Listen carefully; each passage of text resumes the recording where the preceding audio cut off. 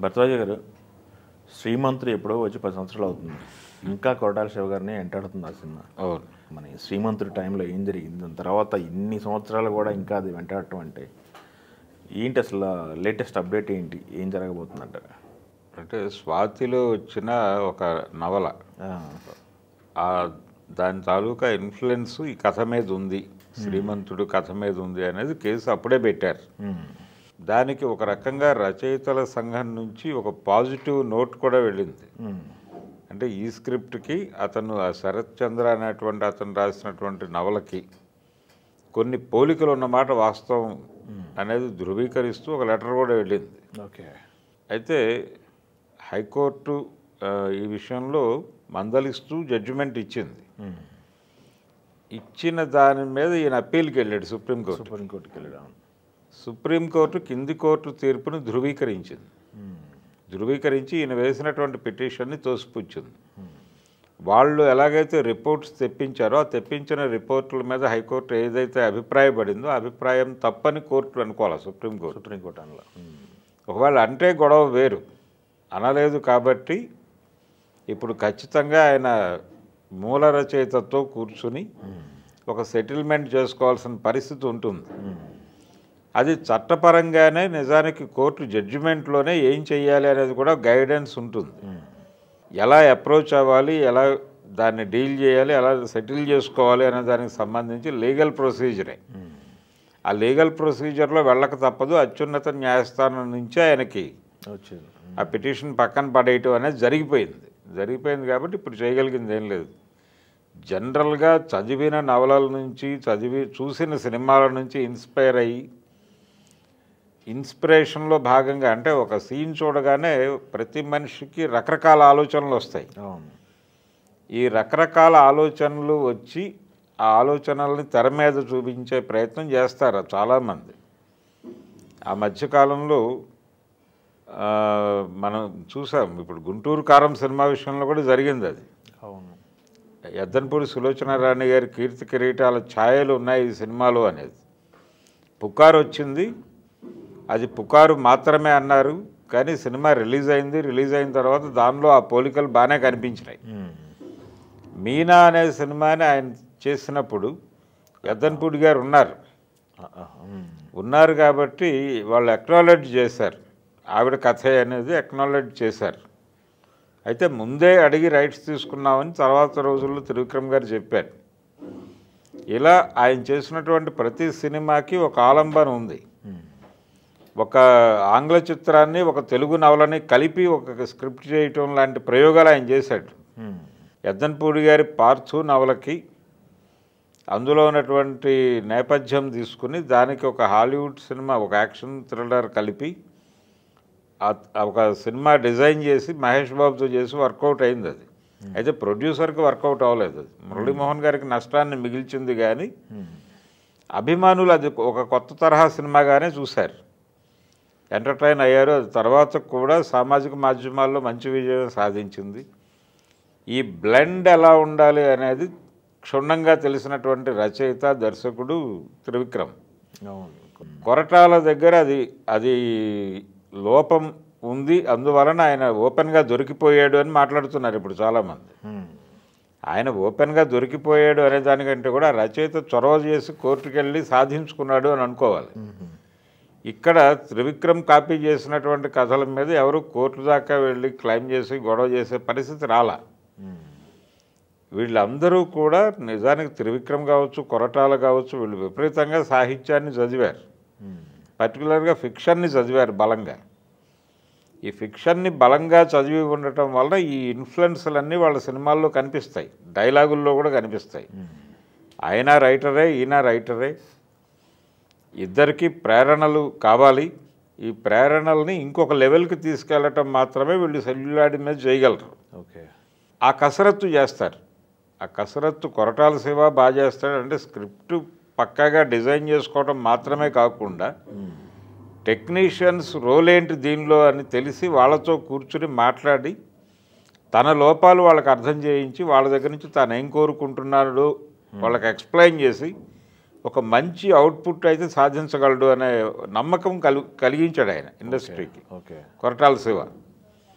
అందుకే శ్రీమంతుడు సినిమా ఆ range success అయింది. కానీ ఈ వివాదం కూడా నిజానికి ఆ రోజుల్లో ఇది ఒక బజ్ క్రియేట్ చేస్తోంది సినిమాకి అనుకున్నారు. రిలీజ్ అయిన తర్వాత ఇమ్మీడియట్గానే మొదలైన గొడవ ఇది. ఆ తర్వాత కన్విన్స్ కాలేదు, వీళ్ళిద్దరూ కోర్టుకు వెళ్ళారు. ఇది చాలా కథల విషయంలో జరుగుతుంది ఇండస్ట్రీలో. సో ఇలాంటి ఎత్తిపోతల పథకాలు అనొచ్చు దీన్ని. ఓకే. ఎత్తిపోతల పథకాలు అనేక సినిమాల విషయంలో మనకు కనిపిస్తుంది. అంటే మనం గతంలో కూడా మాట్లాడుకున్నాం. అది బాహుబలి సినిమా మీద కూడా ఆ మాట ఉంది, అది జయసింహ సినిమా నుంచి తీసుకొచ్చిన ఐడియా అని. దానికి రకరకాలు కలిపారు. ఇలాంటి సందర్భం. అలాగే పురాణాల్లో నుంచి కొన్ని కథల్ని తీసుకుని వాటిని సోషలైజ్ చేసి సినిమాలు తీయటం అనేది కూడా చాలామంది చేశారు. అది అంటే Koratala Shiva writer come director కాబట్టి జంధ్యాల గారు కూడా చేశాడు ఇలాంటి పనులు. జంధ్యాల గారు ఎన్టీఆర్తో చేసినటువంటి వేటగాడు సినిమా, అది సమంతకమణి చౌర్యము కృష్ణుడి దీనిలో జరుగుతుంది, భాగవతంలో కథ. అది జాంబవంతుడితో యుద్ధము. ఓకే. ఈ వ్యవహారం అంతా తీసుకుని దాన్ని సోషలైజ్ చేశాడు. అంటే ఒక నీలాపనిందకు గురవుతాడు. ఇది ప్రతి వినాయక చవితికి ప్రతి ఇంట్లోనూ చదివే కథే. ఈ నీలాపనిందలకు ఆయన గురవటం, కృష్ణుడు వెళ్ళి యుద్ధం చేసి జాంబవంతుడితో యుద్ధం చేసి ఆ మణి తీసుకురావటం, ఇదే కాన్సెప్ట్ యాజ్ ఇట్ ఈజ్గా సోషలైజ్ చేసి ఇద్దరు జమీందారుల మధ్య మార్చి దాన్ని వేటగాడు అనే కథగా డిజైన్ చేసి చెప్పాడు ఆయన. అంటే లైన్ చెప్పగానే ఎన్టీఆర్ చెప్పాడు, బాబు సమంతక మనోపాఖ్యానమే కదా నాకు చెప్పింది అని. అవునన్నట్టు ఆయన. బాగానే ఉంటుంది, వర్కౌట్ చేయండి అని చెప్పి లేచి వెళ్ళిపెట్టాడు. కాబట్టి ఇలా పురాణాల నుంచి రకరకాలుగా, అంటే సతీ సావిత్రి అనేటువంటి మనకు బాగా తెలిసిన కథని అక్కడ యముడి ప్లేస్లో టెర్రరిస్టులను ప్రవేశపెట్టి రోజా అని సినిమా తీశాడు మణిరత్నం.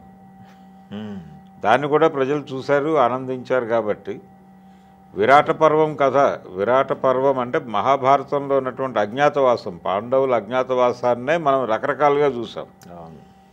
అది నరసింహనాయుడిగా చూసి ఆనందించాం, సమరసింహారెడ్డిగా చూసి ఆనందించాం, బాషాగా చూసి ఆనందించాం, ఫ్లాష్ బ్యాక్ ఇంద్రగా చూసి ఆనందించాం. కాబట్టి ఏదో ఒక ఆలంబన తీసుకుని ఒక కథను డిజైన్ చేయటం అనేది అందరూ చేస్తారు. ఈ ప్రాసెస్లోనే అంటే మూల రచయితను కూర్చోబెట్టి మాట్లాడటం అనేది జరగలేదు. అది చేసుంటే జెన్యూన్గా ఉండేది.